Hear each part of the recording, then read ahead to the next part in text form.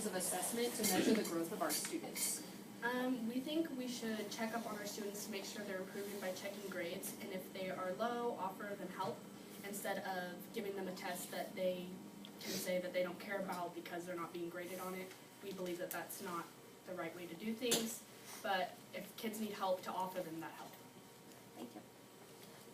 We believe that getting monthly reports on students should help, and then focusing on their reading levels, and if needed help, then we should provide it. We feel that rather than taking like an SAT or an ACT, things like that, that just shows how good they are, how smart they are, like to get into schools. We think we should check, like take surveys and examine their work ethic. We believe that in the beginning of the year there should be a test to see everyone's levels, and then help everyone who's in whatever level they fit into, and help them each so that they can get where they need to be. The libertarian position on education is that it is a private matter that is not within the scope of the government, and that this is a parents' and their students' decision on like their responsibilities and choices with like besides like funding and like what they do with their education. But we also believe that it should be the schools and the school districts' responsibility to create not only a standard but an individual test or an individualized education.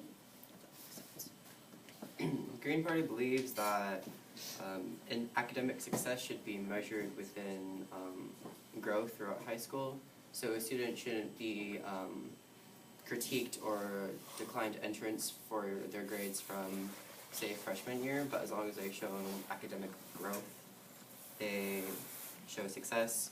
We also believe that the students' work should be taken into more consideration.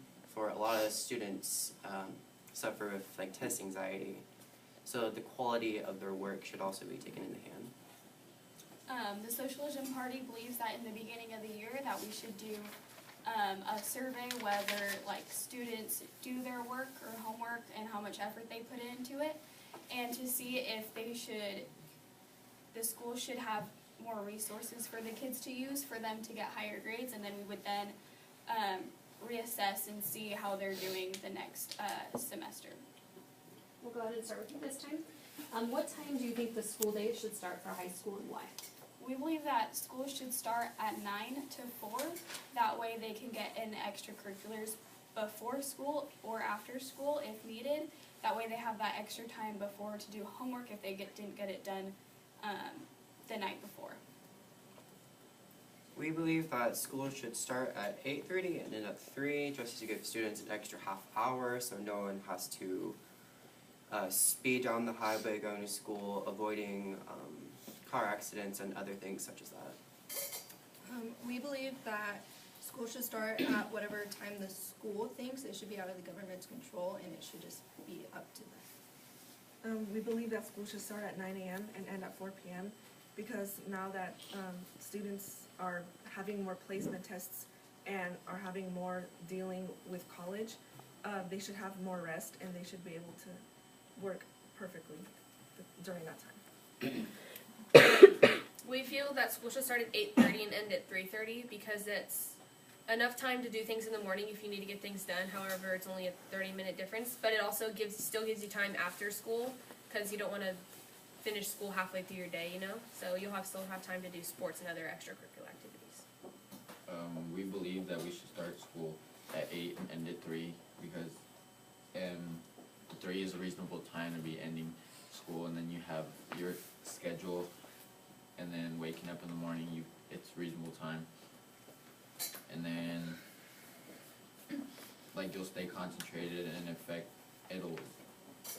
it won't affect schedules that much.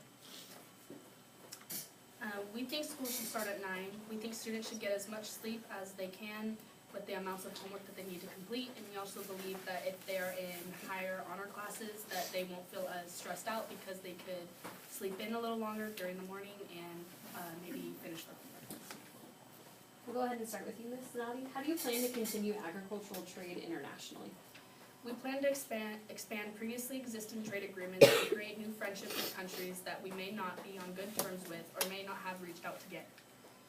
We believe everyone has something to offer that would be beneficial to our country. We plan to support all farmers, keep resources clean, and keep good connections all international. We oppose ag and business subsidy programs because they create dependency, so they want to steer clear of that. We plan to form partners internationally so that everyone could have an equal amount of trade and that everyone can be happy. Libertarians want all members of society to have an abundant opportunity to achieve economic success. A free and competitive market allocates resources in the most efficient manner. Each person has the right to offer goods and services to others on a free market. So we really want them to get the best that they think that their crop is worth, so it should be up to the person. Green Party, we plan, by preserving the environment, we will produce specific crops that don't damage the soil of our country. So, say we don't grow crops that make our soil nitrogen deficient, we just keep on growing crops that keeps our soil fresh and healthy. And we trade what we have, and in return, we get what we don't have. We believe that we should be able to help others and give to others, and that they would also give back to us. So in this way, we would have like a main hub in different states where we would trade and not illegally, so it would be legal. So somebody from that main hub would come out and make sure that you guys are trading legally, and then you would then be able to ship it out or however you would like to do that. We'll go ahead and start with you. How would you respond to California's declining water resources? We would like to conserve our water, and it would be everyone, not just like rich people or poor people. Everyone would have to conserve their water, and so with doing so, we would also like to make an aqueduct in different areas where the land isn't being used, so that way we would have more water in the future, and we would think ahead to see if this happens again. Green Party would like to preserve California's water. We would like to cut down on urban use a lot. We would say if you have one of those fake grasses or you let your grass die, and we as Green Party would give you a tax write-off for that. And we also would limit aquatic facilities such as water parks and swimming pools, because they're nasty anyway. And also, we would find a more efficient way to use toilets, because toilets have fresh water. To address California's water decline, we would let the price of water be set up by supply and demand. A couple of things would probably likely happen. Consumers, especially those who use above average amounts of water, will limit their use due to the price constraints. While not strictly libertarian, like perhaps, but a certain threshold of usage could apply where use below a certain amount is a fixed price and above it, like a market price setting. So there would obviously be just a basic, water amount, but then it obviously would go up as much water as you use. There would be a tax on it. We would work with other states in order to help us receive at least a little bit of more water, and we would also be conservative with our water and set regulations, and also try to find a new way of filtering water that would be beneficial to everybody. I wasn't done. Can I start right now or later? Okay. Agriculture is the big user of water in the state, and if it is like the agriculture just about anywhere else in the world, it is probably not a high margin of business. So for agriculture, it would be like a tricky slope to say how much water they do get or they don't get. especially due to the higher population and growth, that we would have to not only supply more food, which takes more water, but we also have a higher population, and they would obviously need more water too. Ms. Cabral? So, so we would come up with water conservation practices that don't involve the government, because we're very against just like, oh, let's ask the government for money. We want to be able to be like, turn the water off when you brush your teeth, you know, like things like that. Like come up with water conservation practices that don't involve like, let's build this huge factory to conserve water, or like an aqueduct or things like that. So we want to just like take the precautions rather than spending money to do it. We've decided to make stricter water laws and enforce the current water laws. For example, like you see families late at night watering grass, and then like it's a certain amount of water you should be using during the day, and then there's some people that just continually water grass for no reason, and I believe there should be a fine for that. I would respond by getting people to save their water more often, just by giving them warnings of how they need to shut off the water while they're brushing their teeth, or take shorter showers. And then our final question. How would you act to improve wages and working conditions for the people who feed us?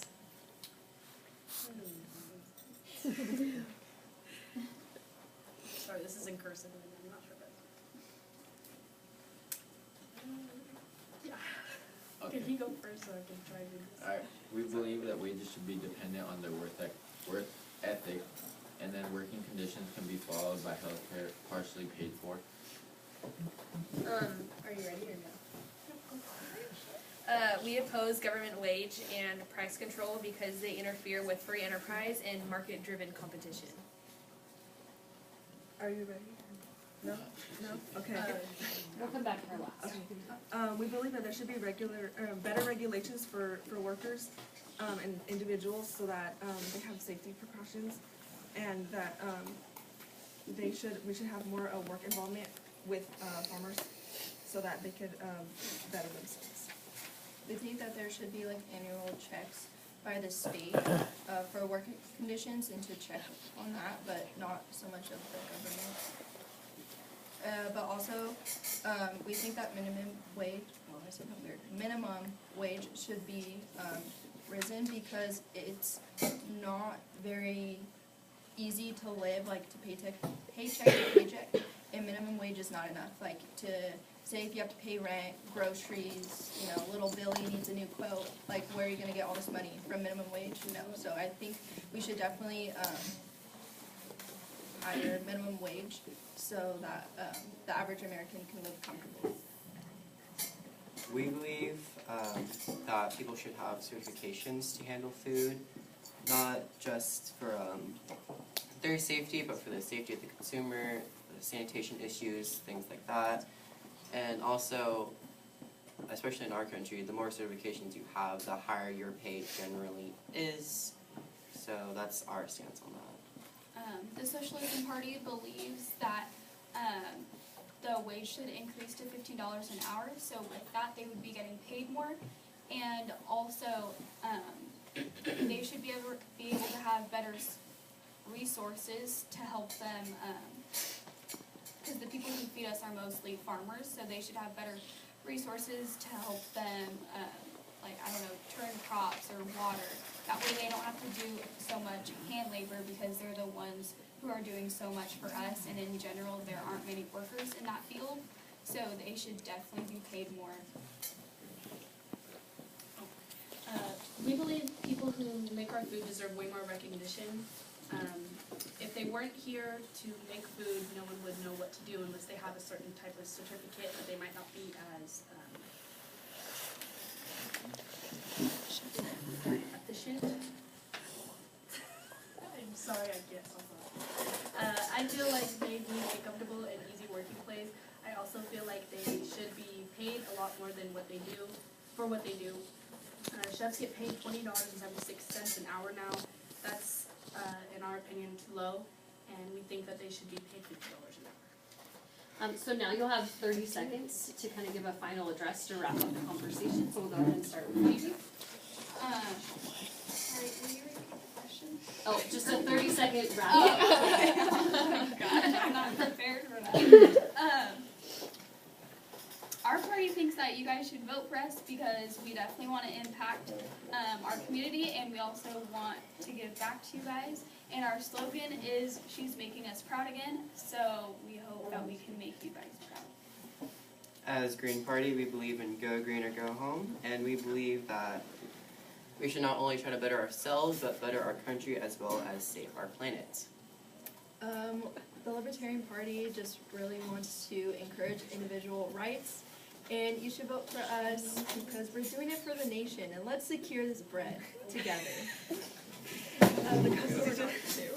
The Constitution Party believes that everyone has equal rights and that everyone should live a happy life. So vote for the Constitution Party. Sorry, I just got mouthed something to say. We feel that it's, the independent party needs to do it for liberty. That's it. Liberty? Yes. We, the Republican Party, think you should vote for us for our great ideas. We as the Democratic Party, we believe that you guys should vote for us because we believe in making everyone feel equal and comfortable. Let's give our candidates a round of applause.